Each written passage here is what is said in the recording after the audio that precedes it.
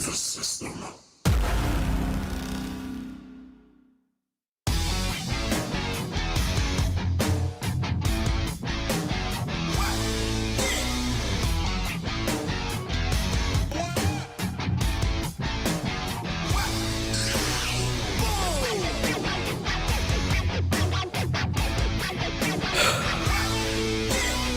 Ladies and gentlemen, boys and girls, children of all ages, welcome to episode 10 of the phenomenon known to all as Saturday afternoon's main event. How do I say? Man. Of course you know who I am. It's not hard to go ahead and figure that out. It's me, the phenomenal one. And let's just say I'm kind of bummed out. As you can tell from the expression on my face, the way that I went ahead and opened up the show. And it's not only expressionless, I think I'm kind of pissed off. And you know who else is pissed off? The limousine riding, jet flying, kiss stealing, wheeling dealing, son of a gun, my co-host, Mr. Peeps. Nate Peeps. Woo! Or should I say, boom? Because that's literally what happened this week from everything without jumping the turnstile and getting ahead of anything. I can honestly tell you, for those that are watching today live, today is going to be a very hot show. That's the best that I can say without spoiling anything before we get to it. But yes, after everything that's happened this week, you're going to hear some stuff from both of us.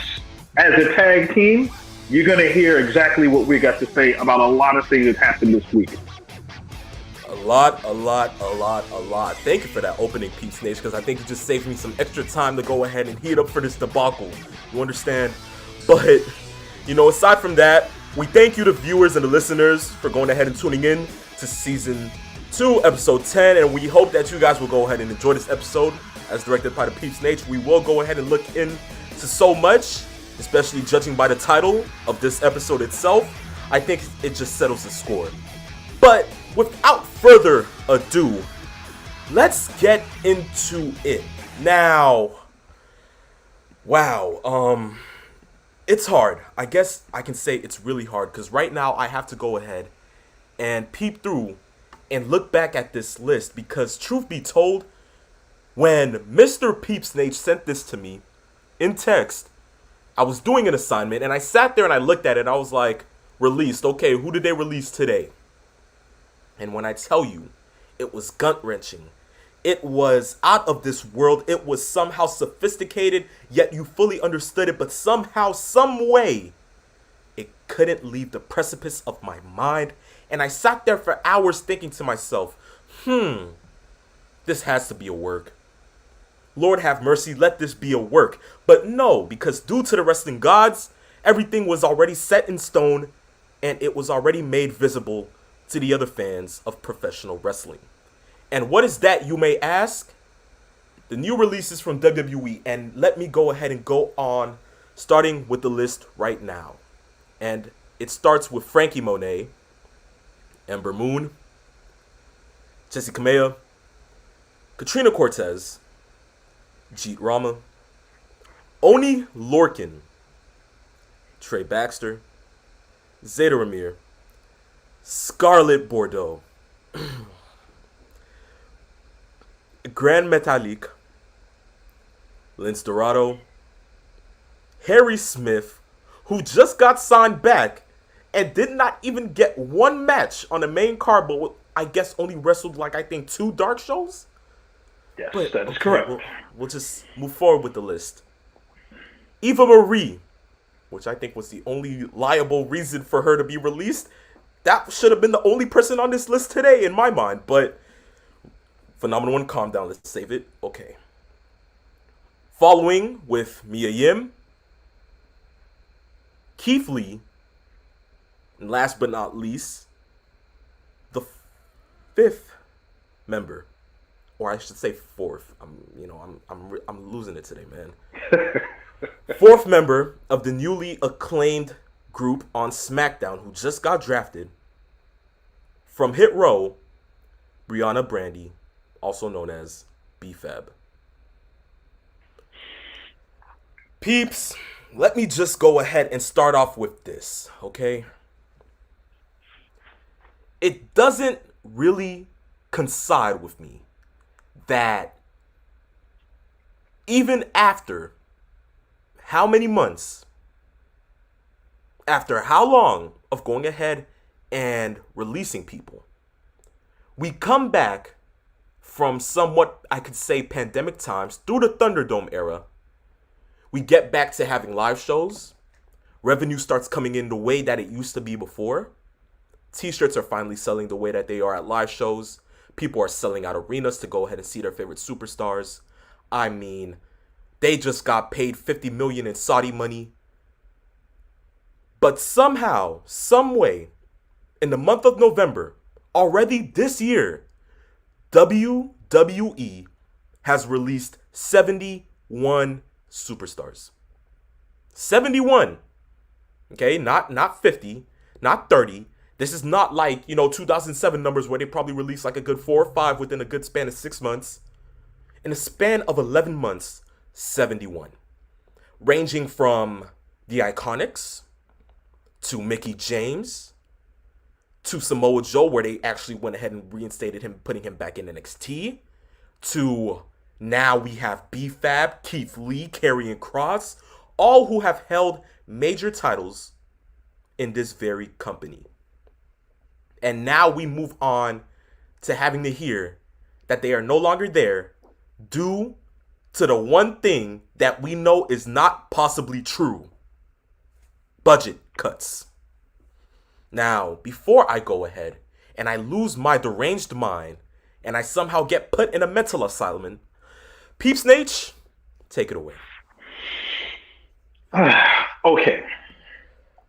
We off air talked about this briefly. I've talked to many friends of mine that are diehard wrestling fans. Those that know exactly where I stand watching wrestling. Those that are fans of wrestling in general, that are maybe not as diehard as they used to be, but they still watch it. But for the most part, the people that I talk to, that I know of, that I have text threads with, that are friends of mine for the longest time, they're still wrestling fans. Watching this, as you mentioned before, 71 wrestlers within a calendar year, which is enough to run 2 promotions and have championships and tag teams with a number of them anywhere. When you go ahead and you say budget cuts, this is what budget cuts is. The CFO of the WWE, her name was Christina Salin. She stepped down not that long ago during this whole restructuring, because there have been at least 4 or 5 people within the WWE front office that are in charge of creative, that are in charge of financials, in charge of branding, those kinds of things. Certainly. Combined, 4 of them with 37 years of experience between the 4 of them have been fired. The new CFO, who is in charge of the job that I just told you about, his name is Frank Riddick III. This is mind-boggling. He has now an annual salary of $850,000, but he also got a $1 million signing bonus. So in 1 calendar year, this man that just stepped into the role is going to make almost $2 million. Yet this company, who has made $255 million in profits for the quarter alone, not the year, just this quarter, the third quarter, because they do their financials. This is a 15% increase year over year as to what they made last year. And if you remember, last year was their record year. In a pandemic. Not to mention, they literally just signed a $1 billion agreement with Peacock to be using their streaming library. So not just that. They signed a $1 billion deal, 5 years with Fox to air SmackDown. They just signed an almost $1 billion deal with USA to air Raw. They have, as you stated earlier, that sweet Saudi money that they keep swimming in like Scrooge McDuck in a money bin. So they've got at least $250 million each. I believe it's $250 million a year that they get, or somewhere in that neighborhood, to go to Saudi Arabia to do 2 shows. Now, obviously, they couldn't do 2 shows this year because of the pandemic and the travel issue. So they were only able to do 1, which was Crown Jewel. And then next year, they'll probably go back to that 2 show appearance deal. But here's where I am so totally pissed off. As we just mentioned, 70 wrestlers, 71 wrestlers and the year isn't even over. We're just now into November. I would not have been surprised if there were going to be more cuts involved. With all of the talent that you have here, a majority of these wrestlers that were there were in the NXT brand or were just brought up. A couple of them that you mentioned were called up to be on the main roster. So then you look at this roster and you look and see who's here. What would have been the purpose of getting rid of so many talented wrestlers, having them on the roster, and then getting rid of them? Only if a couple of things are going to happen. You're either doing the yeoman's work to get more money for your shareholders, or you're prepping the company for a sale. Do I think that they're going to sell this company? I have no idea. I'm not even going to speculate that that's what's going on. But to the hypocrisy of this company, to go ahead and say, look, we have out of that main group, Keith Lee and Mia Yim are engaged to be married. Scarlett and Karrion Kross, they are engaged to be married. You're looking in a pandemic era, and you're literally saying that these wrestlers that are here, their families now have to uproot and find work elsewhere. Now, from what I remember, the WWE's their non-compete clause is with NXT. It's 30 days, and then you can look for work. Whereas if you're on the main roster, it's 90 days. I'm going to look at this and say, well, some of these people are going, matter of fact, most of these people, they're going to find work elsewhere, and they're going to be stars. We're going to go down each one and figure out where they're going to be, what they're going to do. But looking at this roster and then looking at all of the others that were released, it is mind-numbingly stupid and short-sighted that Vince McMahon would take the mindset. And don't be confused. We know that it's Nick Khan who is making the cuts and doing all of that because he has a lot of pull with Vince McMahon, because Nick Khan was the guy that negotiated the Peacock deal. He's the one that negotiated the Fox deal and the USA deal. He has done a lot of negotiating and making his company big dollars and big money on either fringe and bringing that back into the company. You know who's not seeing any of that money? Those 70 wrestlers that just got cut. The guys that didn't get a chance to get in the ring. The guys that Triple H and Shawn Michaels helped develop in NXT, that had brand loyalty with fan base that wanted to see them. And you know what happened? Either they were cut from NXT or they were not called up. And if they did get called up, Vince McMahon, and I would guess it also have to do with Bruce Pritchard as well as Kevin Dunn, and those are the guys that are in McMahon's circle that have to spray paint something on top of them and then start anew. You cannot have a ready-made gimmick that Vince McMahon did not touch or create or like without having his own spin on it. And if he doesn't, and he doesn't think he can make money off of you, he's like, well, that took care of him. Let's go ahead and move on. Crumple him up like a piece of garbage, throw him over his shoulder, and keep it moving. That's the reason why NXT looks the way it does now. It is barren and bereft of any stars or anything that is recognizable from what we see. There's a lot of green. We've talked about that before. But as far as I'm concerned right now, as a fan of the business, if you are a WWE fan, or if you are just a fan of the world of wrestling and you want to see WWE there, outside of the main guys that you see of the Roman Reigns of the world and the Randy Ortons and those kinds of people, you're not going to recognize this company in another year or so, because I will Yeah. almost guarantee by WrestleMania we're going to have another round of cuts, maybe that big. You're not wrong. Before I go ahead and say anything, we got a couple of comments, all from Hot Rod 316. First one, I guess, just to go ahead and loosen up ourselves and at least go ahead and put a smile on our faces. He says Sean Black should have been released as well. I'll let him know. Too soon? Too soon? Maybe so, probably not. And he also asks this question, and he says, do you think not taking the vaccine might play in as a factor in this? Now, I'll go ahead and I'll take over this question, and I'll go ahead and I'll get into it, peeps. Okay. With that, I feel as if it doesn't. Now, here's why I feel as if it doesn't. Towards WrestleMania 36, as we were entering, COVID-19 and this whole pandemic, of course, during that time, we didn't know what the vaccine was looking like. We didn't know how that was correlating with people. We didn't know how it was being transferred. We didn't know everything around that perimeter as well. But once we got the notice that schools were closing, jobs were somehow relieving people of their jobs and having them stay home to work remote, WWE took it as their notion to go ahead and start in a closed area.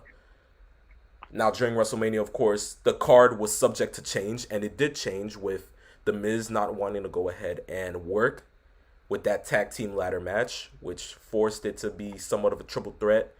And, each person from each one, somewhat tag team, had to go ahead and work that match. And on top of that, with the Universal title match with Goldberg versus Roman Reigns, with that being no more, knowing that Roman just had a child and he wasn't trying to go ahead and somehow, put his family into the realm of possibly getting this, God forbid. And Vince let it slide.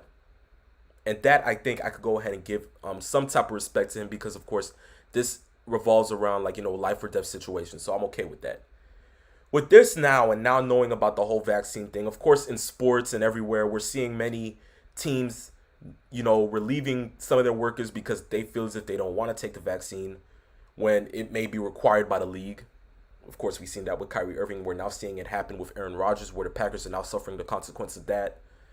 But, I feel as if in the world of professional wrestling, there's somewhat something that coincides with it that just says that maybe there's just something that applies to them differently. Now, if they feel as if they don't want to be vaccinated, I feel as if that's the case with it. They're okay with that. One of the things that I may say is that I don't think Vince cares if you're vaccinated or not. I don't think he cares as much, because at the end of the day, all he cares about is how much revenue you're making him. Which is sad that I'm saying this, because now I've looked up to Vincent Kennedy McMahon for how long, and now I'm really going ahead and saying this now on, a live platform that, he's money hungry, and it shows. It's been said with how he treated Bianca and Sasha during SummerSlam, especially knowing that they missed a live event for certain reasons, but they never talk about. All of that correlates to the fact that I don't think it matters as much, but that is where I can say that here's what the issue is with these releases.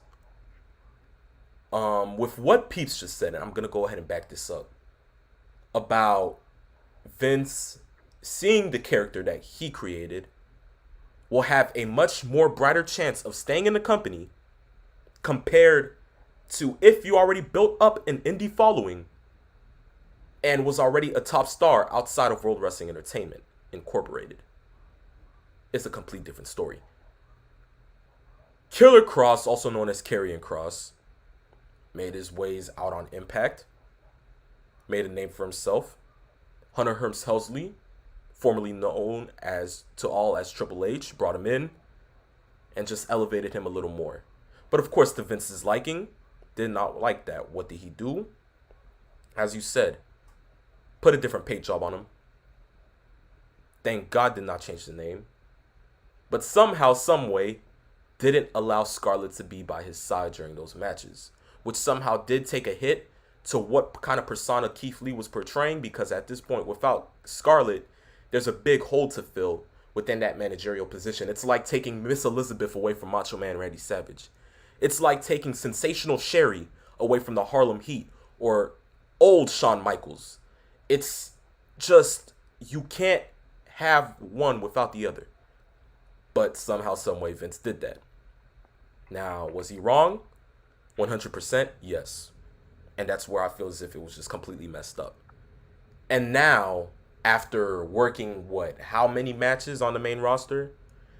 After how many character changes, to the fact that he had to go ahead and change gear, having to put on a mask, which I have to say the mask was completely stupid. Let's call it what it is. They dressed him to look like a medieval gimp. That's literally what he looked like.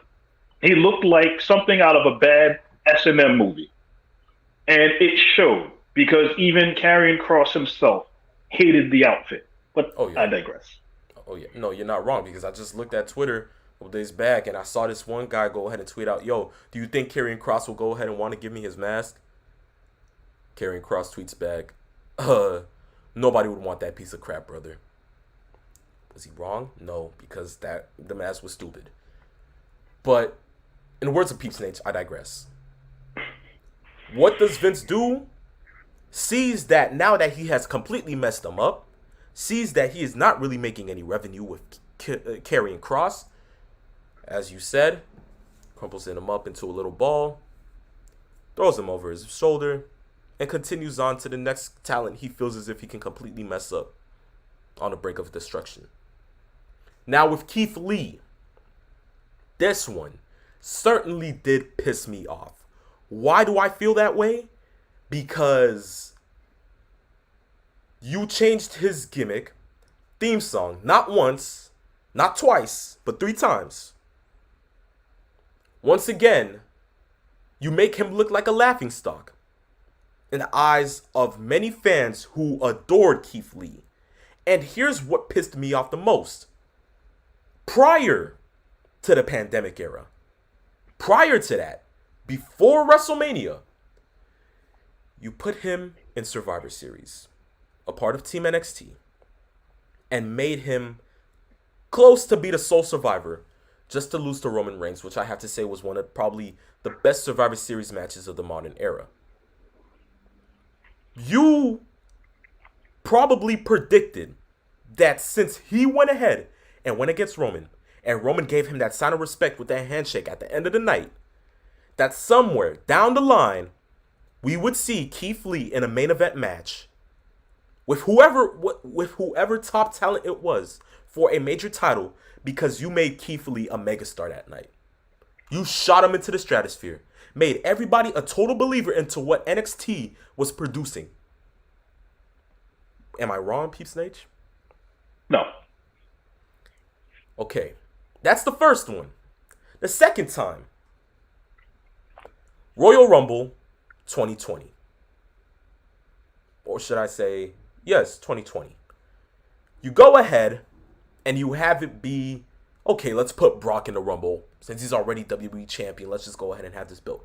Although we all had a hunch that Drew McIntyre was walking out, the winner of that year's Royal Rumble, when we saw Keith Lee walk in, which we didn't know somehow they were going to go ahead and put him into the Rumble. But since, NXT was that somewhat new brand, they could put new superstars and implement them in if they wanted to. When we heard Keith Lee's music, when we saw him walk down the ring, then once more step into the ring, face to face with the beast incarnate Brock Lesnar, you sat there and you thought to yourself, what if Keith Lee eliminates Brock Lesnar? The amount of bedlam that would happen inside Minute Maid Park would be massively enormous, to the fact that probably our televisions, those speakers probably would have been combusted. Am I wrong? You're correct. Once more, he knocks Brock down how many times within those span of minutes? Now, of course, he gets eliminated. But once more, every single person that had their butt in a seat stood up when Keith Lee knocked them down. Why? Because they felt the power that Keith Lee had. Not in sense of physical, but in mental, emotional. The way that he can go ahead and get a crowd started was just something that was immaculately amazing. But they mess up on that. So once more, I digress. But to now go ahead and have him, go against Adam Cole, become a double champion in NXT, which I believe was the first time, and to once again be an African American to do so, which I believe he was the second African American to hold the NXT title after Big E, you now say to yourself, the future is bright for Keith Lee. But upon losing the title, you go ahead and you put him in the main roster.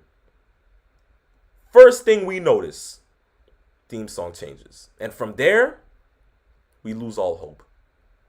All hope is lost. Then, next time he comes around, gimmick is somewhat changed. Okay, cool. Why not? We're not going to say anything. And then once more, another new theme song. Then, the third and last time, which I have no problem with, his name gets changed to Keith Bearcat Lee, which is, symbolic in some way to old past wrestling histories, which is somewhat of a tribute, which I have to say is great. But now you change his attire, and now you make him a heel? A heel. Hear me out on this one. A heel. When the whole time he was in NXT, was built as a babyface.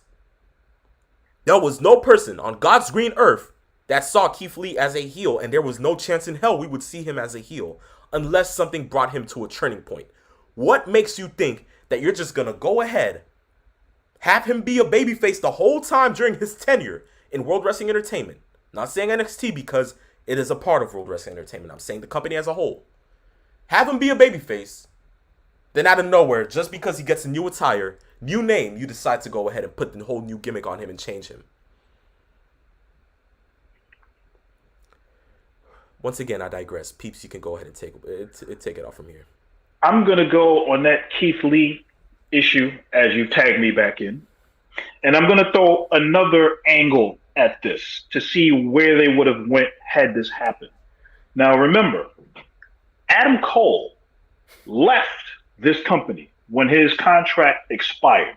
And he did what most people do when they know they're on the way out. He put Kyle O'Reilly over at the NXT TakeOver show and said, this is the end of an era, and I'm moving on. And I want you to think about this. Vince McMahon, literally the week or two before his contract was going to expire, came to Adam Cole and literally said, Adam Cole, I think you would be a perfect mouthpiece for Keith Lee. You'd be a perfect manager to manage Keith Lee. We're going to turn Keith Lee heel, and we're going to make you his manager. Forget about the fact that Adam Cole was a two-time NXT champion and a North American champion and had been in that company for 4 years as a leader of the Undisputed Era. We're going to make you the face of this guy, and we're going to go and see where we go from there. Let's fast forward now to this week. What do you think would have happened had Adam Cole stayed there and stayed the manager of Keith Lee? And then we go into the idea of knowing why one of the reasons why the WWE is going this route. They are looking for bigger, younger, stronger, more marketable. They're not looking at quote unquote independent wrestlers anymore. They want guys that are young, in their 20s. They're looking for big guys, 6'2", 6'3", 6'4", and they want somebody that they can market. Yeah. Somebody that can talk, and also somebody that can get in the ring and give you a great match, which is nothing wrong with that. Problem is, at the cost of who? And as I stated a little earlier, NXT has taken a huge hit. And a lot of these guys that are on this roster, or I should say were on this roster, that were released this week, and even going back to subsequent releases earlier in the year, this has the stench of petty Vince McMahon blaming Triple H for why AEW's ratings, as even if it's not as big or bigger than what NXT would be going on its own, is a huge reasoning for that as far as my hypothesis as to why a lot of this is happening. Because he is literally giving NXT a laxative to flush out and purge anything that has anything to do with the old NXT.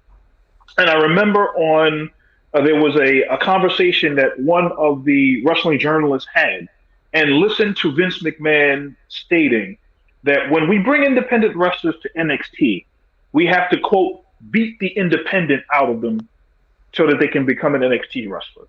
Then when they get called up to the main roster from NXT, we have to, quote, beat the NXT out of them.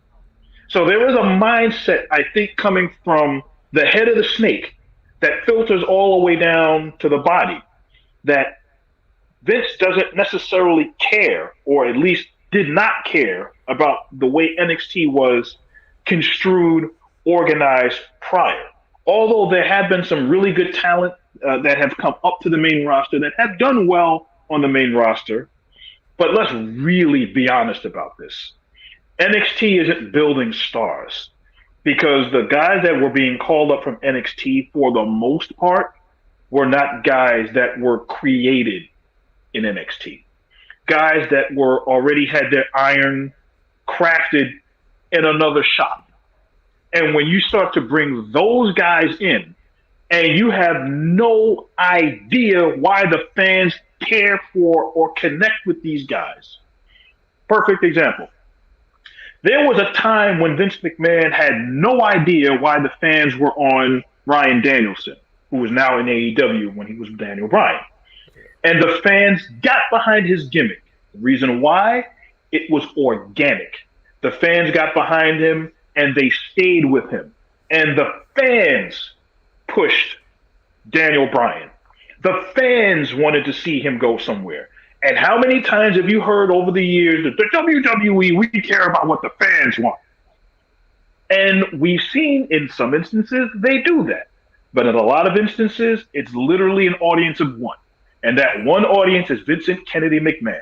And how many times have we seen plenty of wrestlers come into that company, get promised the world, and we're going to build them, only for Vince McMahon to dangle this toy in front of everybody. I'm tired of this toy. Throw him out. Let's get the next toy and dangle him. And let's get rid of him and just dangle this toy and dangle her. And they do this over and over and over again. And then we get to see the next guy that should have been pushed. That person is gone. This is a revolving door that cannot sustain itself, because you can't run the same talent 15, 20 years without building new stars and sticking behind them, unless there's something else that we don't know about. And you brought up vaccination status, about where there were some wrestlers. I believe that the report was that there were at least 5 wrestlers who either were not vaccinated or were questioning vaccination status. And the name that pops up a lot in these circles was Nia Jax. Now, if you're going to go on to the Nia Jax story and you talk about what she went through, she made a statement stating that she had taken time off for her mental health. She'd been in the WWE, 7 years? Yes. And she said that she had taken a mental health break because she needed it. She didn't really elaborate further into why that was the case. And she was on the mindset that coming back, she would be fine. How did that work out? We've seen other wrestlers go through certain things and think that the company had their backs, and then they're blindsided. How many stories have we heard of people being blindsided by getting cut in this company? Many times over.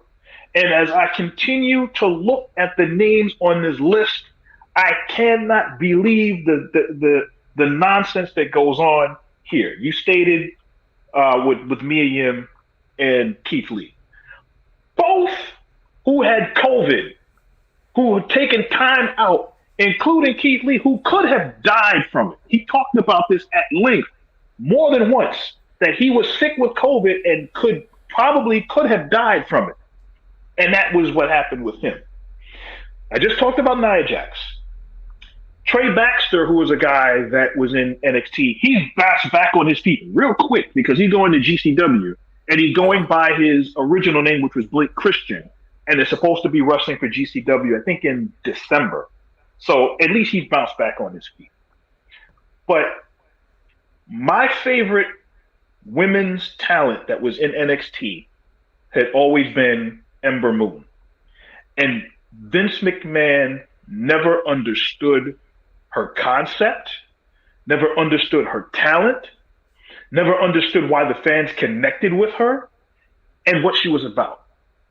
And it showed because they brought her on the main roster after she had gotten hurt, won the NXT Women's Championship. She lost it, got hurt, recovered, moved to the main roster. They basically played cards with her. They threw the cards away and they brought her back to NXT. And then she promptly was forgotten about.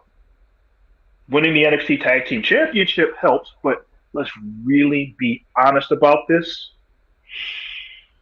The whole thing reeks of hypocrisy. The whole entire deal. It's absolutely hypocritical with all these guys that are here. Guys that did not need to have their gimmicks tinkered with, toyed with. It's like what happened in WCW with Ric Flair, and how he was going to have his gimmick changed, becoming Spartacus. Let's shave his hair. Let's put an earring in his ear, put him in a gladiator's outfit, and call him Spartacus. And this is one of those things that Jim Herd, who was the former president of WCW, wanted to do with Ric Flair, because he thought Ric Flair at the time was too old and needed to change his roster, change his a gimmick, his mystique, and everything else. Before I go a little too far, I'm going to tag in my partner, and you help me out with this. You help me explain why 18 of these guys now have no job for the reason of budget cuts after what I laid out earlier. And I know I talked a lot, but this whole entire thing is absolutely mind-boggling that you would actually have the audacity, the unmitigated gall to go on and say that with a straight face and have any fan believe a word that came out of anyone's mouth that this is only a budgetary issue. And if you can tell me that, I've got a bridge in Brooklyn to sell you real cheap. Nevertheless, peeps, and I appreciate you tagging me in.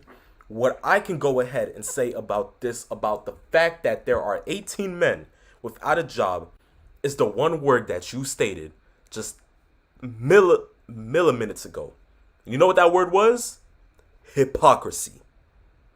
The fair end all be all. The only word that can go ahead and coincide with what is going on in the world of professional wrestling today, not in AEW, but in World Wrestling Entertainment, or should I say sports entertainment itself, because the word professional wrestling does not exist in this realm. Point blank period, hypocrisy.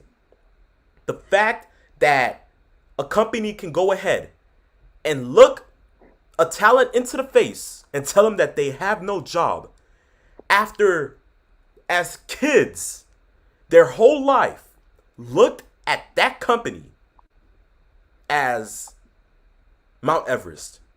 They looked at it as the tip of the iceberg, the only place that they can see themselves making a living of what they feel as if they can do. The talent, the hard work, the dedication, all of that was transitioned into one place and one place only: World Wrestling Entertainment.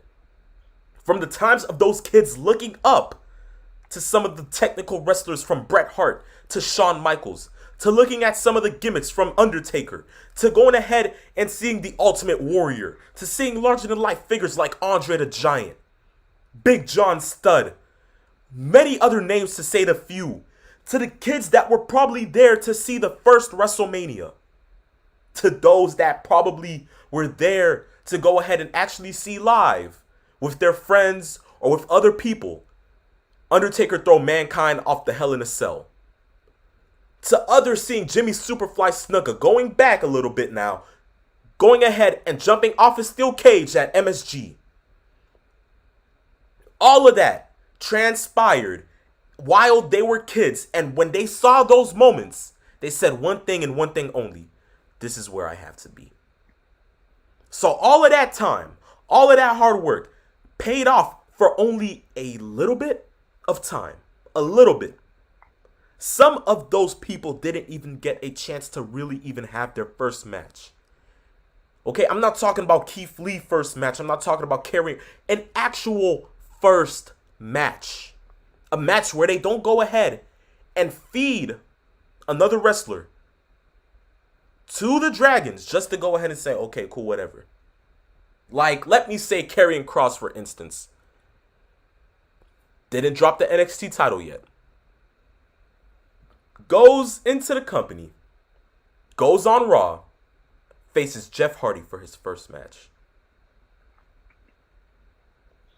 Wins by a roll-up pinfall. How in the world do you go ahead and do that, knowing that this man is holding your NXT title? Before, and it goes to an expression that you never get a second chance to make a first impression. And if that's your first impression of somebody, if you never looked at NXT and didn't know who Karrion Kross was, that's your first impression. What do you think of him now? It's sad because with me, of course, you know how much I feel as if this business is indebted into my soul. Going to Raw just exactly 1 month ago, today's the 6th, 1 month from yesterday, going into Miami, into that arena, sitting there and seeing Karrion Kross about to go ahead and face John Morrison, does the entrance, and I'm the only one standing there, actually chanting the words to fall and pray, while a family right behind me looks at me and says, what are you cheering for? None of us know this guy. While he was on Raw for about 3 to 4 weeks, and I have to go ahead and sit there in front of a family for them to tell me that they don't know who Karrion Kross was. I wonder why they don't know who he is. Because the exposure that he should have gotten wasn't placed at his feet. The level of stardom that he should have been given on that first match against Jeff Hardy was completely demised. Everything that he probably worked hard for wasn't given to him. And then we go back to today, having to talk about him being released, when we probably talked about this many times before, was just waiting on the day, and suddenly it happened.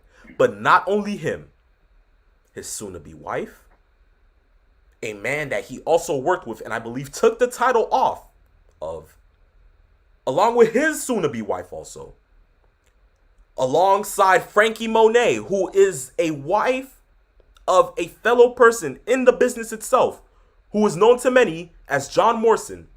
Another person that's not getting any attention or any work, by the way, but I digress. That's the only thing we can do, peeps. But you see where I'm going with here. Yes. They are going ahead and giving less time to many other people, which I have to say right now, it's shocking because Paige, who hasn't been on TV since when, peeps? Still has her contract. Yeah. Still has her contract intact, sitting in a glass cage. Nothing to be surrounding it. No dust touching it. And it's going to expire in June of 2022.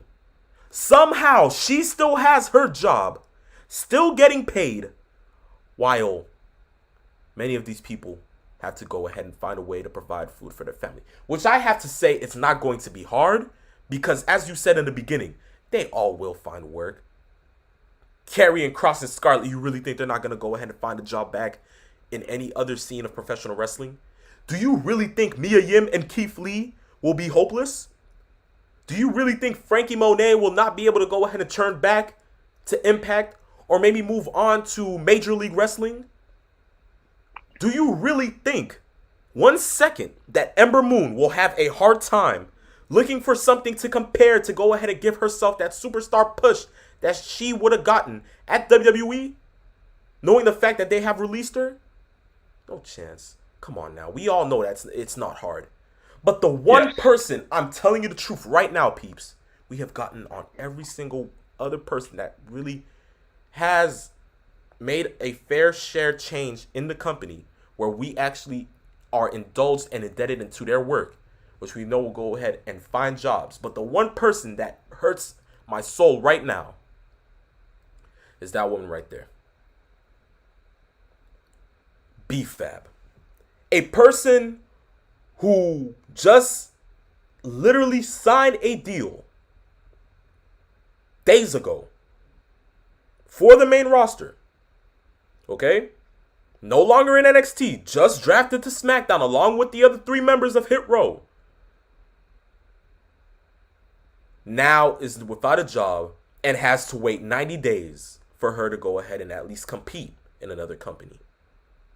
3 months. Did it ever cross Vincent Kennedy McMahon's mind and Nick Khan's mind that this woman has a child? Did it ever occur to them that this lady has tried to work her butt off for how long to at least make the main roster?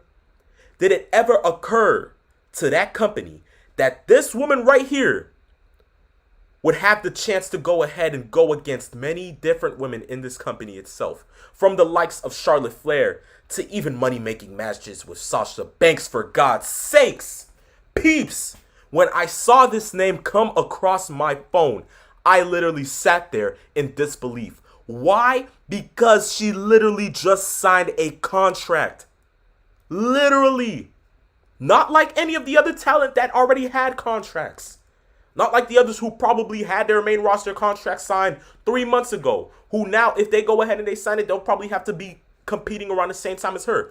But no, they were already making their main roster money.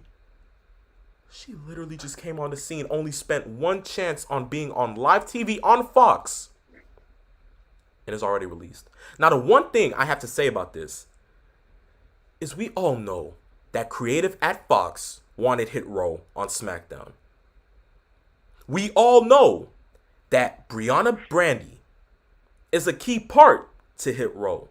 So right now, I want to know what kind of conversations are happening from California, wired all the way through 3,000 miles away into Titan Towers in Hartford, Connecticut. What is going through the minds of the developers and creative at Fox to now say, how in the blue hell would you let go of one of the people that we wanted on this television channel? And you know, if you looked at SmackDown, it showed. Because what happened with that whole thing, without jumping all into what happened on SmackDown, what happened? The music got changed. They pulled her vocals out of the song. And instead, they did a little skit with Hit Row and Sami Zayn. And I'm gonna in my next point, I'm gonna talk about people that are on the roster that may actually want to get out of this company. Well, that's a different point I'm gonna make. Oh.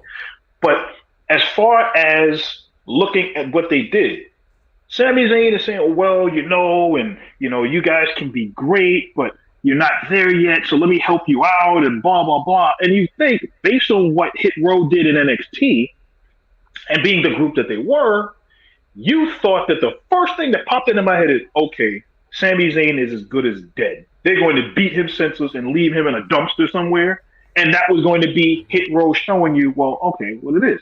No, they came out and started singing and dancing, and that's part of what I was talking about, where they literally neutered the talent that came up to put them on television. This has to be the Vince McMahon bluster. This is what he has to add, his little fleck of glitter on top of everything else. You know, I cook.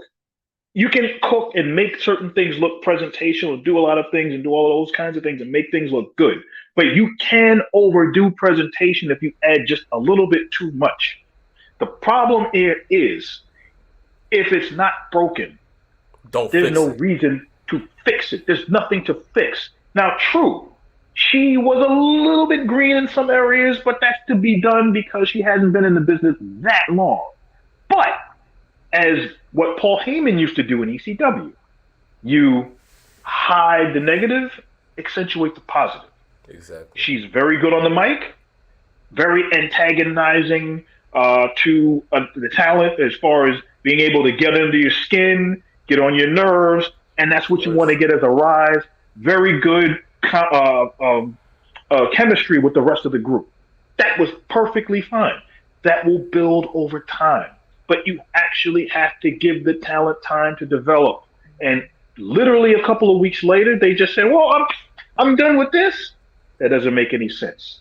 And to go ahead and say, like you just stated, the company not caring whether these people have families to feed or any of those along those lines, all they're looking at is their bottom line.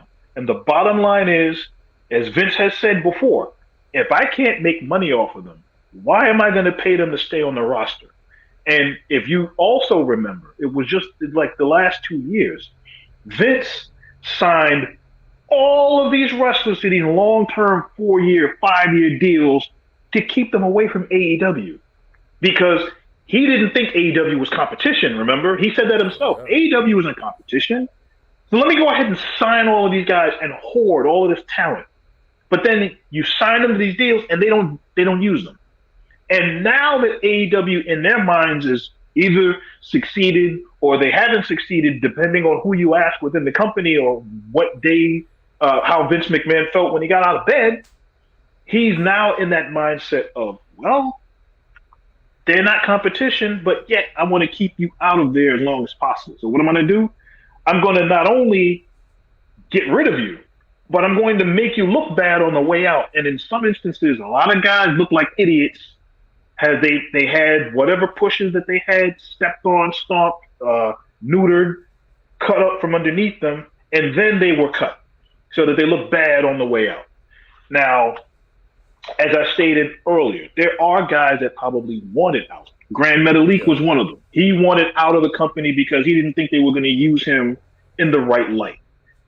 He got his release, and he talked about that on, I believe it was on Twitter. So he thanked the fans, he thanked the company as far as getting his release to leave the company. But there are a couple of guys that I'm going to bring up, and I want to get your opinion on, as far as guys that have their contracts are on the way up that may actually want to leave. I'll bring up Kyle O'Reilly, whose contract is up, I believe, in December. Which is just one of the things that we were going to go ahead and talk about on the show today. Exactly. You've got him. You've got Kevin Owens. Cesaro, I think if he had a chance to get out of there, he would moonwalk out of there as fast as he could. Oh yeah. There are some guys in that company, including Sami Zayn, who I think if they got the opportunity to go elsewhere and be looked at as serious wrestlers, which in this company, for whatever reason, seems like a dirty word, wrestling in-ring matches, the kind of matches that we see from Bryan Danielson, the kind of matches that we were seeing from CM Punk, the same kinds of matches that we've been seeing from a lot of other talent that have had a chance to either leave that company and go elsewhere and show what kind of skills they have and apply it on the highest level elsewhere. If they got the chance to leave, they're gone. That's my opinion. Oh, yeah. You're not wrong. I mean, from when I heard this past week that O'Reilly's contract was ending in December, I said to myself, I'll just not say anything. Because at this point, we all know that he's not going to go ahead and ask for his release. He's letting time coincide with the fact that, he's only got about a month, a couple of days left. He'll just sit back, relax, and enjoy the show. He's not really caring for it. He said, okay, I'm still making my check. I'm still getting my money. It's okay. I know one place that may be open and want to go ahead and take me. Kevin Owens. I mean, listen, it's not hard. AEW is right set in stone. Why do I say this? Because we all know that Kevin Owens was really big on the indies. Yes. One of the factions that he had was alongside Adam Cole and the Young Bucks, and that faction was named Mount Rushmore. A couple of months ago, he went ahead and he tweeted out the coordinates of Mount Rushmore, and he changed the location in his Twitter bio to almost there. Meaning what? What can it mean? Because after this, we all know that he actually went ahead and deleted the tweet. Probably asked by management to delete the tweet.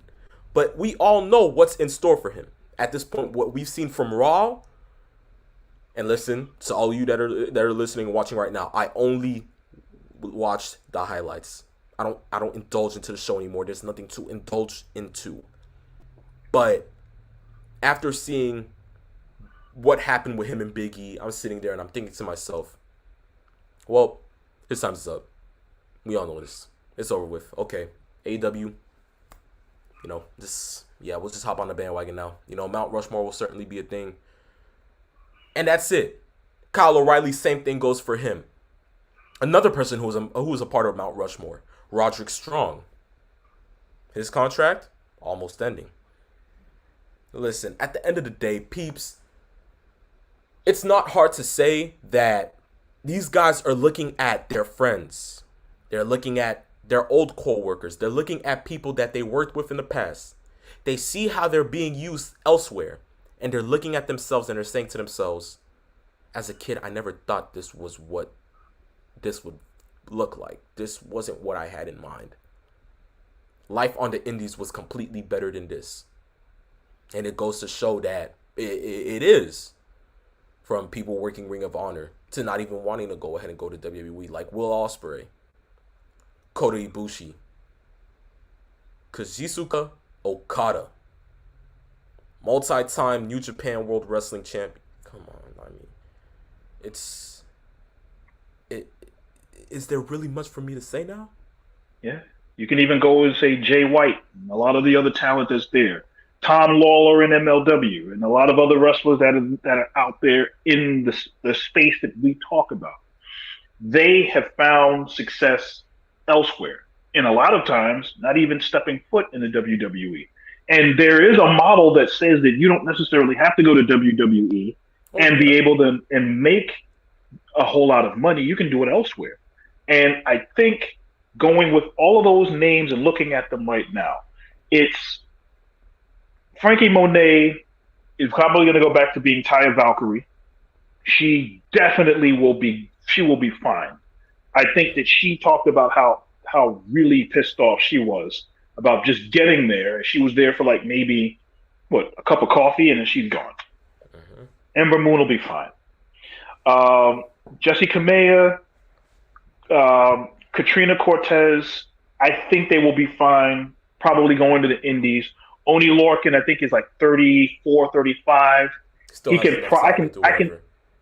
I can see him going somewhere else and being valued as a hard-nosed wrestler, somebody that is there that's going to do what they need to do. I already talked about Trey Baxter. Zeta Ramir, I saw her wrestle a couple of times. She looks green, but she also looks pretty good in some of the matches that I've seen. I think I've seen her in 3 or 4 matches, so she looks really good. Scarlett and Karrion Kross, we know about that. I'm just looking at Harry Smith, who was signed to the WWE 3 months ago, wrestled 2 dark matches, and is now gone from the company. He hasn't been on Main Event. He hasn't been on NXT. He hasn't been on Raw, SmackDown. He's been on a couple of dark shows, dark matches here and there. But knowing the history, the name, and everything behind him, can I see him going back to MLW or maybe going to New Japan if the opportunity arises? I can see that happening. Yeah.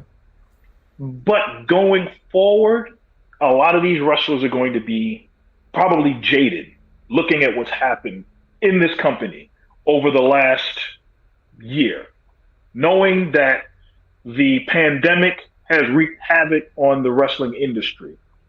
As we talked about last week, Ring of Honor has literally gone out of business, or at least taking a sabbatical from their business model, Yeah. and they're going to be off until I believe April of next year. So all of their contracted wrestlers are going to be free agents come December, meaning that when they do their final pay per view, which is Final Battle, they're going to be able to sign wherever they want. And I personally believe that Ring of Honor is a dead company. So now you're going to have guys like Jay Lethal and Pierre Ouellette and a lot of other wrestlers that are in that company looking to find spaces elsewhere and to try to sign. AEW can't sign everybody, Yeah. but Impact is there, MLW is there. You got a lot of other places that are going to find stars out of this group. And as I said before, you could start 2 companies of rosters with the 71 wrestlers that have been released in this calendar year. And you can even go back to a lot of the wrestlers that left or were fired last year or the year before, which made no sense. So the common denominator here is, at least with this roster of people that were cut, a lot of these were guys that were co-signed, developed, found, trained, and then promoted by Triple H and Shawn Michaels in NXT. And what I'm seeing right now is the purge of the quote-unquote stink of Triple H's, I would think, a perceived failure in the eyes of Vince McMahon. In the fact that he thinks that because AEW didn't get wiped off the face of the planet by NXT when they were going head-to-head on Wednesdays, for the exception of for the year and change that they were head-to-head, I believe NXT only won the ratings, I think, 5 or 6 times. Yeah. And that was it. Because of that failure in the eyes of Vince McMahon, NXT was a failure. And the independent vibe of the NXT that you and I were into, the black and gold, for all of the years that they were on, going back to when they were FCW, and then moving on to where they were before the rebranding. And now you have the unicorn vomit colors that are all over the place, and the My Little Pony stuff that seems to be brought out there with the bright colors and a bigger arena. I like the fact that it's a bigger space, a lot more lighting, but that color is a complete contrast to what they were used to. And I think that's what Vince is going for going forward, bringing in the bigger guys, bringing in somebody that they can use in name only, but big, tall athletes. But I think they are starting to alienate the fans that really, really wanted to see these guys get that push. And I can see, based on the look on your face, that they're alienating you. Oh, yes. I mean, NXT lost me a long time back. I'm not even gonna lie to you, peeps. Yeah. And think of also, just my last point on this is, think of the morale in the locker room of those guys that are back there that have no idea if they're going to be the toast of the town or they're going to be the next bag of garbage that goes thrown out. Mind you, remember what happened with Mickie James, where a lot of wrestlers have their stuff put in garbage bags and tossed and delivered to them. So this is the kind of company that Vince McMahon has fostered as far as dealing with talent, and the fact that I think, and I will say this, that a lot of this company, the people that run in the circles between John Laurinaitis, Vince McMahon, Kevin Dunn, this is a soulless company. And a lot of businesses are soulless and very cold and calculating, but to have the issues that they stated, whether the vaccination stuff was a big deal or not, but the fact is to see the financials, the stuff that I brought up earlier and the stuff that you brought up earlier, and to sit here and tell me that a bag of poop is ice cream when you know it isn't, come on now. It's just, at this point I'm speechless, peeps. It's just that one factor where you just go ahead and play in everything and you set your cards down just to see what you're going to go ahead and deal next. But you already know what's coming next. Because at the end of the day, truth be told, these past 11 months, every single one of those releases have been through budget cuts when, as you stated in the beginning, that this has been like last year was World Wrestling Entertainment's most profitable year, even through pandemic times. And on top of that, to go ahead and have live events once again return, to have the whole implementation of pay-per-views once more being back, to go ahead and almost at least sell out your main home at MSG in New York City.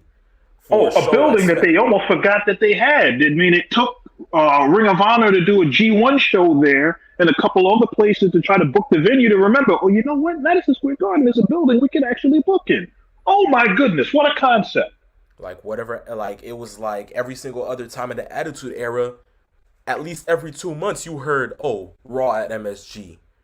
Or, like, you know, hey, like, you know, let's just go ahead and, I mean, the holiday shows, the live shows are pretty much every week, which is something you could really even say about that.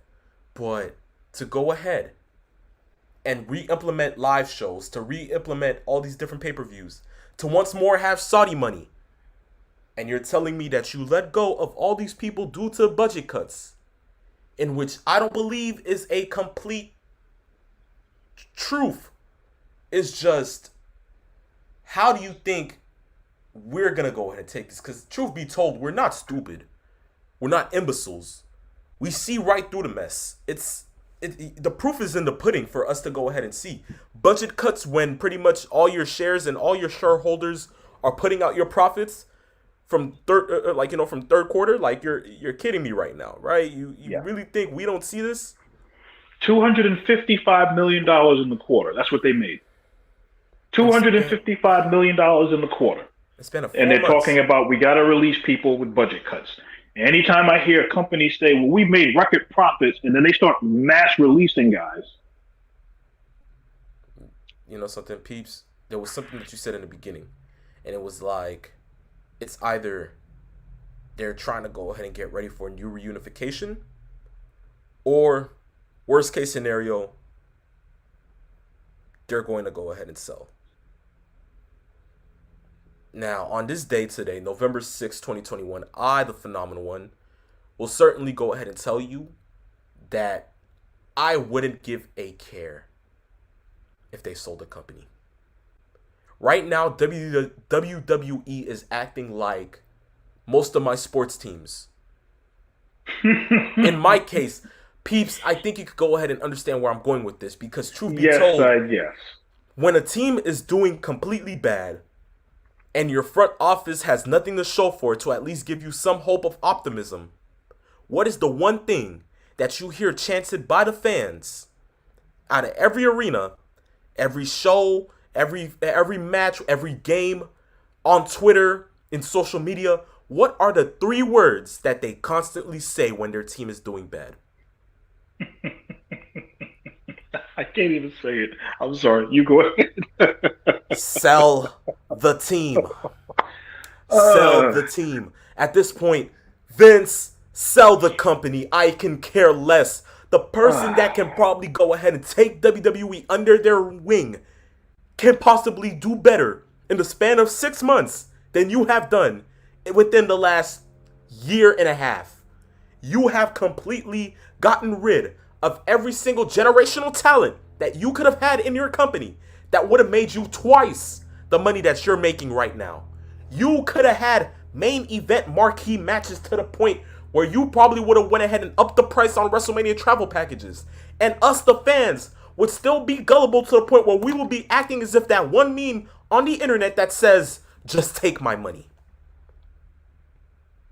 You completely downgraded NXT. You have loosened up the morale of almost every single young talent in the locker room, because now they don't know if they're next or if they're actually going to get lucky. Everything about World Wrestling Entertainment just says sell. And at this point, peeps, I really do believe we are in Vince Russo times. Ooh, that's saying a lot. I mean, I not to the point where we're going ahead and we're taking an actor and giving them the world title, but just off of the pure fact that you are really making stupid storylines. Your creative is down the gutter. Your talent is pretty much nowhere to be found, or they're just making pretty much an ass of themselves and are just half of what they were. They're just an image, a reflection of what they were prior to joining your company.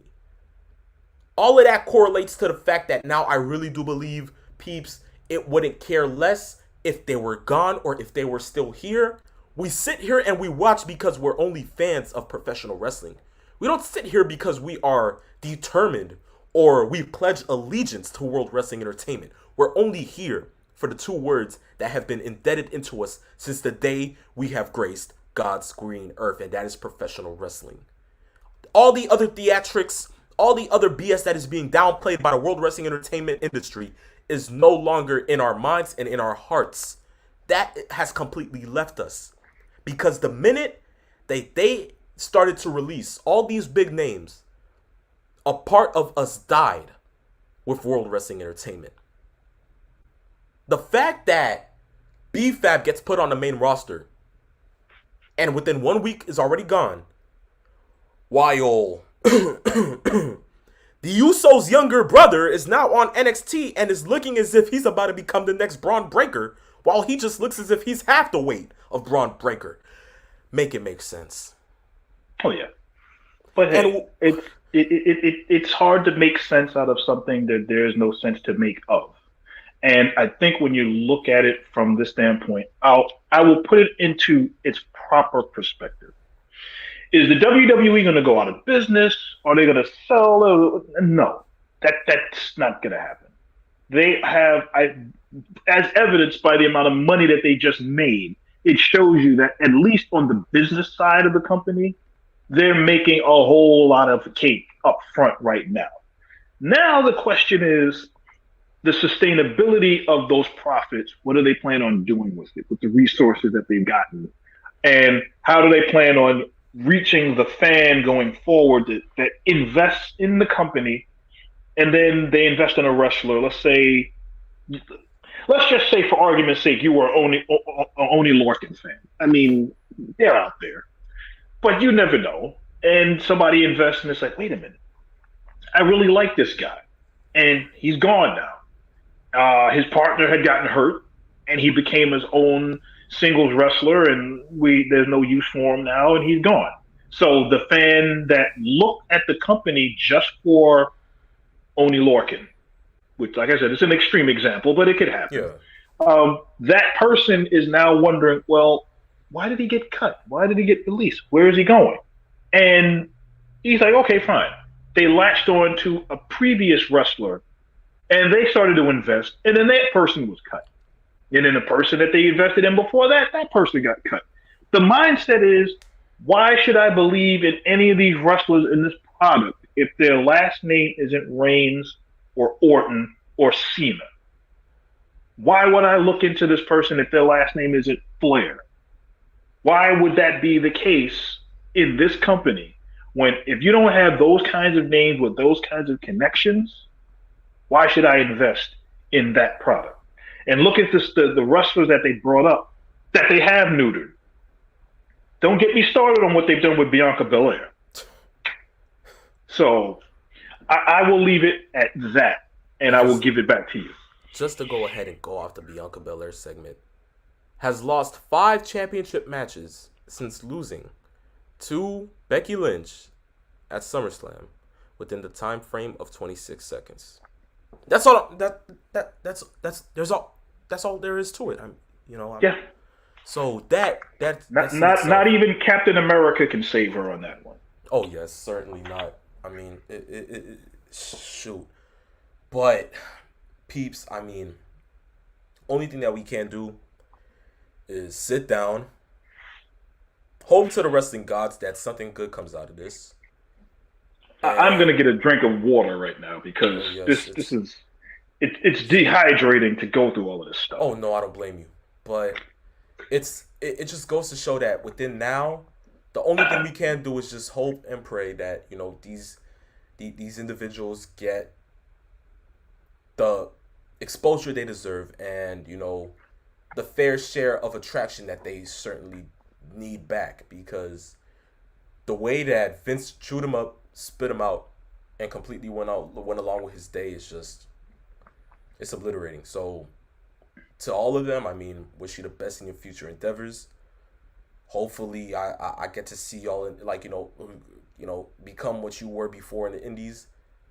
And to World Wrestling Entertainment, I wait on the next round of budget cuts within the next couple of weeks or months.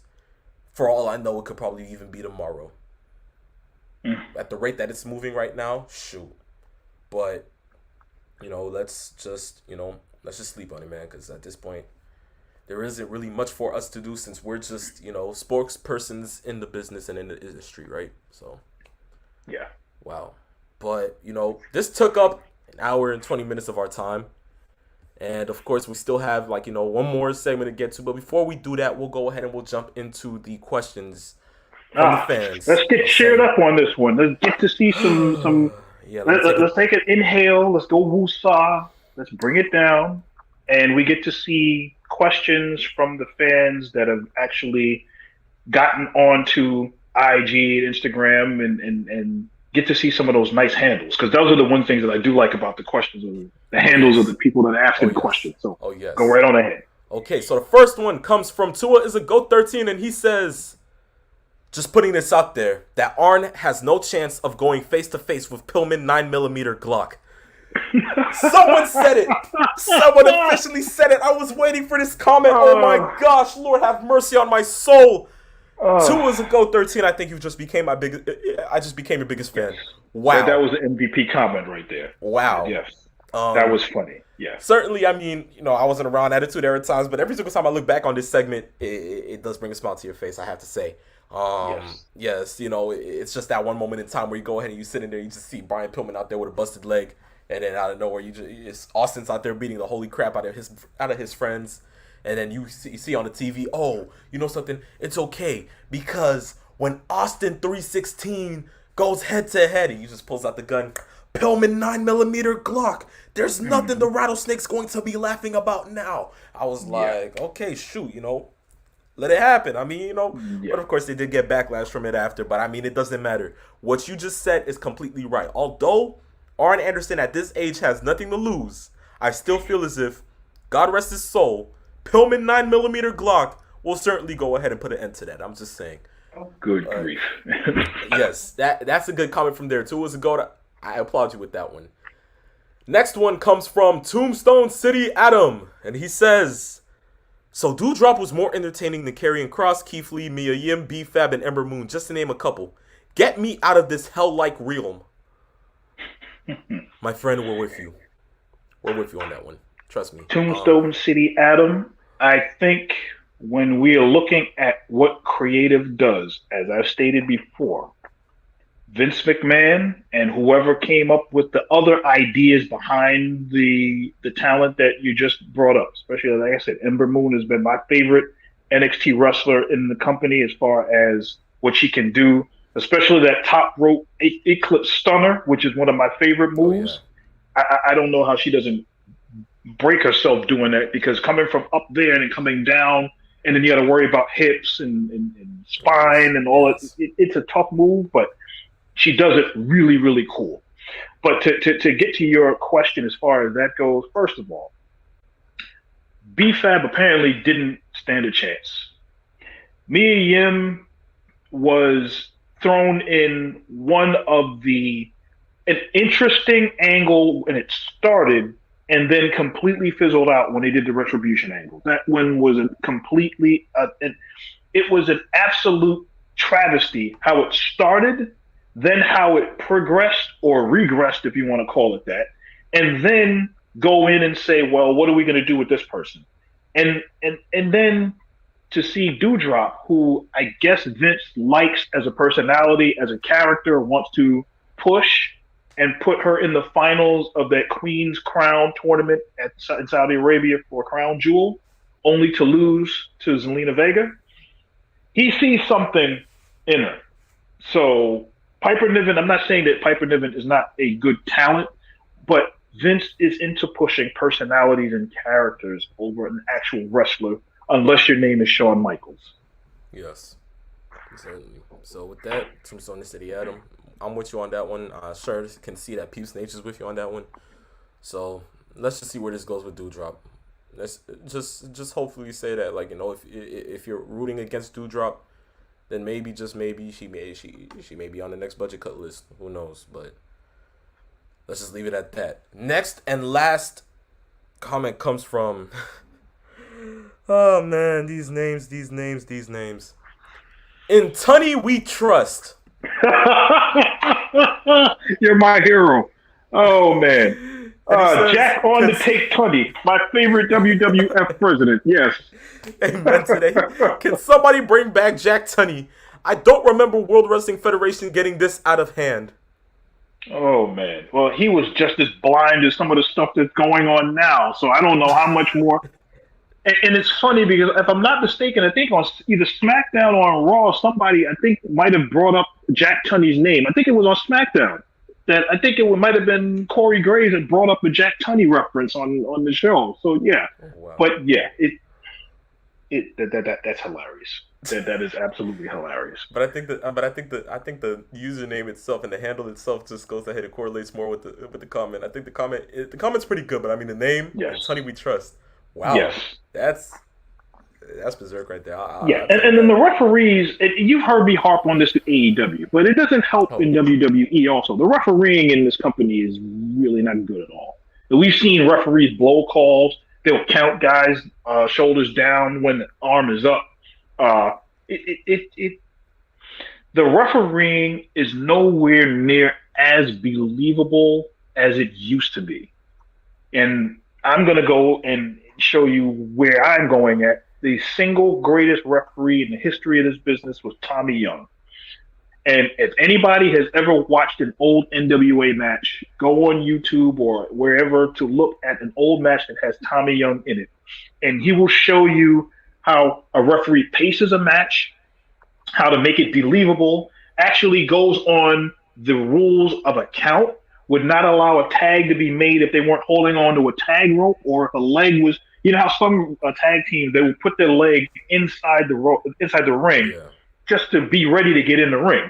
And there were times when a tag was made and he would not allow the tag because both of your feet have to be on the apron. And if you're going on rules based on a presentation of these rules that we have, the referees have to actually be on point and make it believable so that you know that the rule actually means something. So yeah, I think we do need Jack Tunney. Okay, certainly, you're not wrong. And I think, that serves the end to our questions. Of course, guys, as Pete stated for me, because of course I think I'm about to go ahead and lose my voice with the rest of the show. But guys, we enjoy the questions. We always have enjoyed the questions. The handles are amazing. Continue, guys. As I always say, IG right under there. You see it at Saturday afternoons _main event. DM us the questions. You got it. No worries about it. As you can see, in Tunney we trust. Man just goes off with his questions, and we love the handle. Guys, if you want to create a certain cool handle, you guys want to go ahead and actually come through and actually shoot a comment through, I guarantee it's going to be on the next show. So, of course, come on. Right down there, IG at Saturday afternoons _main event. And I believe it is with that we go into our next segment of the show. And as much time as we have taken on World Wrestling Entertainment, we go ahead and we move on to the world of All Elite Wrestling. And that is a dream match, which will happen at AEW Full Gear. The best in the world at what he does, C.M. Punk against Eddie Kingston. Now, peeps, if you were like the rest of us professional wrestling fans that sat down and watched Rampage, you should most likely know that this ending segment of Rampage was probably one of the most captivating. The reason I say this is because this match has only been built up for 2 weeks. 2. And I'm saying 2 because this was the first week, and next week is the only last week that we have before Full Gear goes on pay-per-view, right? And somehow, some way, their promos last night gave in so much emotion, so much drive. And you sat there thinking to yourself, oh snap, let me go ahead and get Fight TV just to go ahead and spend a good couple of dollars to get, Full Gear on pay-per-view. I think I need to sit here and watch this. Peeps, what were your thoughts when you saw this happening? Without question, Eddie Kingston is one of the most underrated promo guys out there. And the reason is it's his delivery, his passion, and how he was able to take a story, craft it from slow to medium to crescendo, all in that span of like 10 minutes. And they started it literally by what happened last week with CM Punk having his interview interrupted by Eddie Kingston, who just last lost week, to Bryan Danielson, yes. Who had just lost his match to Bryan Danielson. And this week was CM Punk wanting an apology from Eddie Kingston. And that built into Kingston coming in the ring and literally saying, you know what, screw you. Who are you supposed to be? You went and left 7 years ago and you're conceited, et cetera, et cetera. And it kind of went from there. Punk is basically saying that doesn't sound like an apology to me, but go ahead. Okay, here's Eddie Kingston. I have to apologize. And here's the reason why I'm going to apologize, because back in Ring of Honor, even though he didn't say Ring of Honor, he brought up names of people that aren't in the company, like Samoa Joe.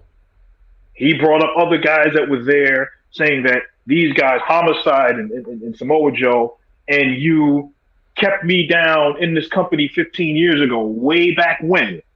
And you didn't apologize to keeping me down. And I had so many things that I had to do to prove that I was who I am. Especially when Punk then responded and came back and said, look, we were hard on you, myself included, because you didn't live up to your potential in Ring of Honor. Like I said, didn't bring up the name of the company, but he said he didn't bring it up as far as you didn't live up to your potential. And then Punk kind of went on, you're a bum, which was kind of heelish the way he brought it up. Oh, Eddie Kingston lost it. Oh, I'm a bum. And then he went into all the stuff that he had to do, living in his car and selling, almost selling his house and making sure he didn't have COVID to try to get to the company and all. He went on, and it built. And there was not a talking person out there. You could hear a pin drop during that whole entire promo. Those 10 minutes were crafted perfectly.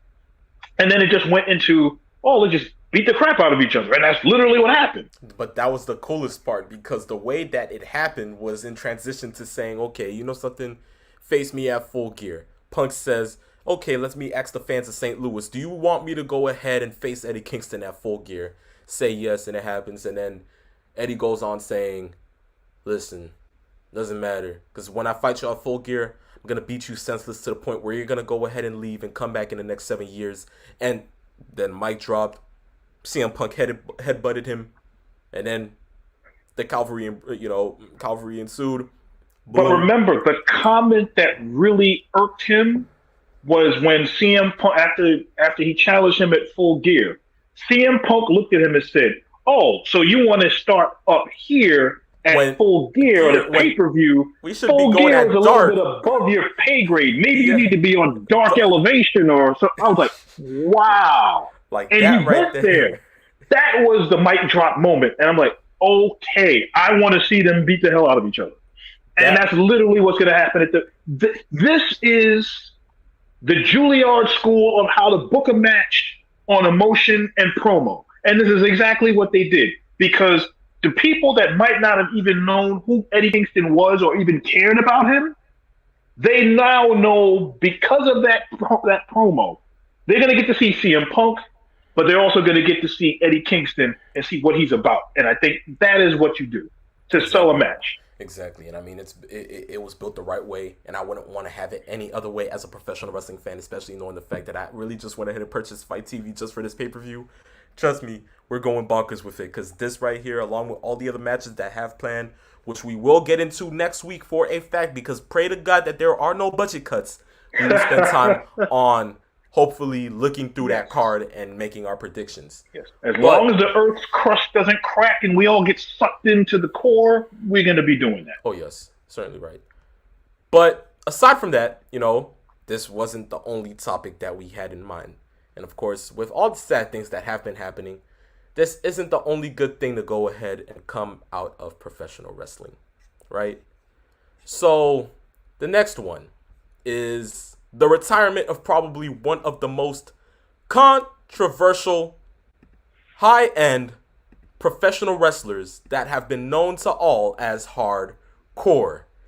The Arabian machine of destruction, the suicidal, homicidal, genocidal, death-defying maniac, Sabu, has officially retired from professional wrestling. Clap it up for the man.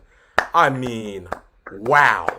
Yes. What an illustrious career for this man right here. From the death matches to the amount of drops that he would do with a chair on his bare back. I mean, Lord have mercy. To thumbtacks, to his brawls with Terry Funk. I mean, come on. In the words of Joey Styles, oh my God. Wow. But finally it comes to an end, and he ends it on good terms, doing what he does best. Sabu is officially done with pro wrestling. Peeps, what are your thoughts? He is, by definition, walking scar tissue. That is literally all he has been. He has been. I have so much respect for Sabu in the sense that he is, without question, one of those guys that truly takes the show must go on to heart. Oh yeah. This is the same person who, like you just stated, in a barbed wire match with Terry Funk, tore his triceps in a match and knew that the tricep was torn.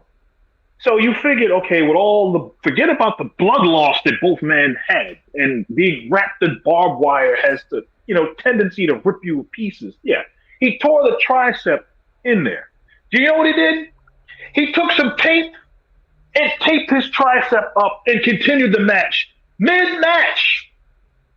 He cut himself. I remember he had another gash in another match that he had, and he crazy glued himself together so he wouldn't bleed to death in the ring. This is a man that has had matches with glass, thumbtacks, fire, barbed wire, tables, ladders, chairs, probably off of a building, probably hit by a bus. The man was as close to indestructible as humanly possible. Now, for those that aren't really into hardcore wrestling matches, maybe he's not your cup of tea. But, mind you, Sabu broke his neck in ECW. Broke his neck and came back and still wrestled afterwards. So it's not just Kurt Angle that's had a broken freaking neck. Sabu broke his neck and still managed to wrestle in spots with a halo around his head and a neck brace on. That shows you how crazy the man was. Homicidal, suicidal, genocidal, maniac. Perfect example for Terry Brunk, a.k.a. Sabu. And for that, I give him a toast. Although it's only water, it's still we got whatever. It right here too. Oh, of course. Got your toast. Cheers to that, man. I'm telling you the truth. But, aside from that, I mean, it's truth be told that, with all the things that, have happened in, the company, especially with, ECW, and we've heard about, talks about, his, drug abuse and stuff like that, and, substance abuse and everything that used to be happening around that time, especially in ECW. To think that the man's still around, he was still wrestling and stuff like that, and to finally see him retire, when we all could have sworn that this man would have died before, time, because of all the things that, used to happen around, late 90s and stuff. To see him now live to see retirement and actually go ahead and enjoy the rest of his years, and to probably go ahead and walk through every single street, and to have one professional wrestling fan go ahead and do the regular pose, is something that you can certainly put a smile on your face for, because Sabu has given blood, sweat, and literal tears to this company. So now, the difference is being retired and staying retired. That's the difference. So do you think he's staying retired? That's I hope he does, because I don't like to see wrestlers go out of their way to try to prove to other people that they can still do it when they know that physically they can't. I remember, I think Sabu talked about his back and his knees are not the yeah. same anymore as would anyone that jumped off of rings for 30 years would be. Yeah, I'm pretty sure you would have issues with walking and standing up straight and maybe getting in the shower or maybe picking up your garbage or picking up your kids or anything along those lines, you know? Yes. Um, we talked, we've seen and heard how many surgeries Hulk Hogan has had in his life between his back and his knees and everything else. So for somebody to recognize they can't do it anymore and they want to take the time to say, you know what, I'm cashing in my chips. I'm done. Let me try to enjoy the next phase of life, whatever that is. He could be an ambassador. He can write books, because I'm sure he has a million stories to tell. Oh yeah. If any of you ever been on YouTube and seen any maybe shoot interviews that he has done, I'm pretty sure he has a lot of stories he can tell. So I can, if he decides to write a book, I'd be there to read it. Oh yes. Yes, Nevertheless, I mean, Sabu, with all the other, I mean, there is countless stories to tell. I mean, from everything that this man has done to even having a WWE title match, which no one talks about, in a hardcore match against John Cena yes, on Raw. I'm telling you, that right there, before Rob Van Dam ever did it, it was Sabu, and truth be told, I enjoyed that match. So all the other things that Sabu has done within his time span of being a professional wrestler, oh, certainly. That book comes out, I'm probably buying 10 copies. Truth be told, I'm not yes, even going to lie to you. But yes, happy retirement to the man himself. Suicidal, homicidal, genocidal, death-defying maniac, Sabu. yes. And last but not least, of course, we know that that man will certainly go into the Professional Wrestling Hall of Fame. There's one more person that we do know will go ahead and go into it sooner or later due to his time in the Indies. Certainly his time in WWE. And certainly in his time right now with AEW. Now, peeps, of course, I talked a little bit in the last segment about Sabu, about, you know, what he went through in the past with, like, you know, all the drug abuse and, like, you know, substance abuse that was happening around that time. Of course, now we do have, you know, somebody that is dealing with it right now in the company, and it is Jon Moxley.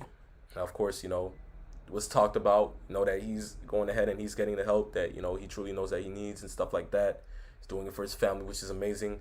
Punk talked about it on, I believe, Dynamite, and, you know, he sat there and he told anybody that if you need any help, you feel as if you're in a dark place, go ahead and talk to somebody, because that's the best thing you can possibly do, which I feel as if was the right way to go ahead and handle things. But the thing I want to go ahead and touch up on more, not to send any bashing or anything like that, but it's just a compare and contrast as to how WWE deals with substance abuse versus All Elite Wrestling. Now, throughout the show, I think there's been a lot of names that have been put in that I think if we go ahead and we compare what has happened between at least two wrestlers, we'll go ahead and we'll see how WWE deals with it towards how AEW may deal with it. Now, of course, during the Attitude Era, we had the death of probably one of the greatest, youngest talents that could have became a living legend, and that was Brian Pillman. And, of course, once that happened, the next night on Raw, after I believe it was Bad Blood, if I'm not mistaken, we had Vince McMahon, who went ahead and had a interview with his then wife, and It still made no sense to me. somehow, some way, he brings up the topic of his drug abuse, which is just showing that he's just washing his hands away of any marks that this was his fault. Of course, even after his whole steroid trial, with what was happening even before with Hulk and everything like that. So that was something else. But because of that, he felt as if it wasn't the right reason for him to go ahead and take part into what was going on. So he told himself, okay, let's just go ahead and put his wife on an interview and at least go ahead and point all of this to Pillman, which of course wasn't in her right mind, because she felt as if this had nothing to do with a segment. I'm already grieving and all of that case and scenario. Fast forward to 2021. where we have this issue, which of course Moxley hasn't taken to social media to go ahead and speak upon. His wife has said thank you to, like, those that have, like, sent good words of encouragement, and those who have them in their prayers and stuff like that. So that's good. But of course, Tony spoke upon it. Tony said to go ahead and be mindful that, like, this is one of us. This is just one of us people. Of course, I'm glad that he's gonna go ahead and do this, because Moxley is, like, more of a man than almost all of us. And in a time like this, we certainly can't go ahead and stand by him on that. And not only did Tony speak on that, he also said that if any of you feel as if you need help upon the act of mental health, don't go ahead and take to other substances or anything like that. Try to speak to somebody about it. And just to go ahead and push the matter more, they got CM Punk to actually talk about it to all the fans, which I felt as if was really touching. So just to go ahead and speak upon that, peeps, you're a man of so many eras. You've been through so many countless times in professional wrestling. You've been through the highs, the ups, the downs. What do you take from what happened this past week, and how do you correlate it and compare and contrast it to what has happened in the business so long? Well, I think from what I've seen in AEW, as far as what Jon Moxley is going through now, I think that part of it came from the interview that he cut the week before about his World Championship qualifier match that they were doing this tournament to see who's going to be the number one contender for the AEW Championship. And I think that going into that interview that he cut now rings a little more personal, in the sense that he's, well, I don't really care about the championship. I don't care about demos. I don't care about a lot of things. Only thing I care about is getting back home to my daughter, who squeezes my pinky all the time for dear life. And I think a lot of that came from what he's going through, whatever it is personally, that he knows that he has a drinking problem, or is having a problem with alcohol, that he's gone into rehab, and Tony Khan is accommodating that. Now, this is a long way from having an actual drug and rehab program set up that the WWE has, where if you have certain people, and this is the one thing that I will give the WWE credit on, is the fact that they have something set up where you don't even have to be part of the company, and they will actually bring you into a rehab center. And a lot of times Vince has foot the bill for a lot of the rehab costs to try to get you through whatever it is. I also think that part of it was because not as much the idea of the WWE doing it 100% out of the kindness of their hearts, because I'm pretty sure a lot of it had to do with, as you said, perception, PR, whatever is the case. But there are a lot of wrestlers who have died over the years because they weren't afforded the availability to get help. And the stigma of, if I'm out of wrestling for 2 months, 3 months, I'm going to lose my push. There's no guarantee that I'm going to be back on the roster to be able to get as hot as I was before I was out. And that mindset has to change. If you have some kind of issue, because alcoholism as well as drugs, sex addiction, any of those vices that need rehab, those are diseases. And that's something that has to be taken care of as a disease. And a lot of these wrestlers need that opportunity to be able to get through it as best as they can. So I applaud Tony Khan for being able to help Moxley out, and the courageous way that CM Punk talked about it, because he's probably been through it, or at least knows people in the business, and plenty of friends in the business that have passed away because of substance abuse or whatever kind of vice that person was on. And then you juxtapose that to the WWE, guys are having issues or leaving and having drug problems or alcohol problems. They will take care of you, but they won't use it in a storyline in AEW that I'm aware of, as opposed to the WWE of what they did with Road Warrior Hawk. If you remember, way back when, he had a huge alcohol problem for a good chunk of his life. And what ended up happening is they used that in a storyline to try to come between Road Warrior Animal, at the time Darren Drozdoff, who they put in as the third member of the LOD, to try to replace Hawk. And they went through the whole, he's drunk, he's drinking, he doesn't know. And then they did the whole thing where he fell off the Titantron and they went that way. There's other storylines that we've talked about, including with Jeff Hardy, where it seems like every time he gets some kind of a push, they have to make it known that he had a drug problem and he had a drinking problem. So that's where the juxtaposition is of the WWE as far as when it comes to alcohol, drugs. They do help people out, but then they tend to kind of use that as some sort of storyline going forward. And I don't like to see that kind of movement going in the wrestling business. Although you want to try to make a storyline as realistic as possible, you don't have to go there. Exactly. Like the power of like, using personal matters, no matter whatever the case may be. I mean, it's always hard.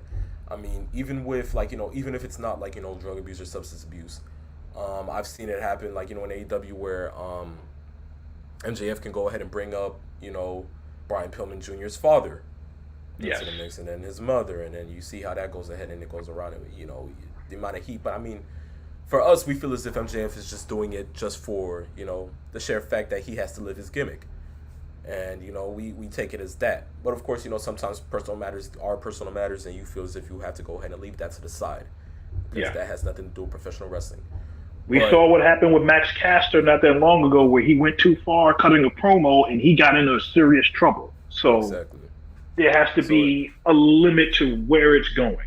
Exactly. But I mean, even with like, deals with, as you said, it just goes ahead and goes to show that both companies, if it matters on like, the health and safety of like, the wrestlers in this time or day and age, I feel as if it's like, come around that it's liable for them to go ahead and at least take care of them no matter what, because they are in their company, on their brand, trying to represent them. So at least that's the least they can go ahead and possibly do.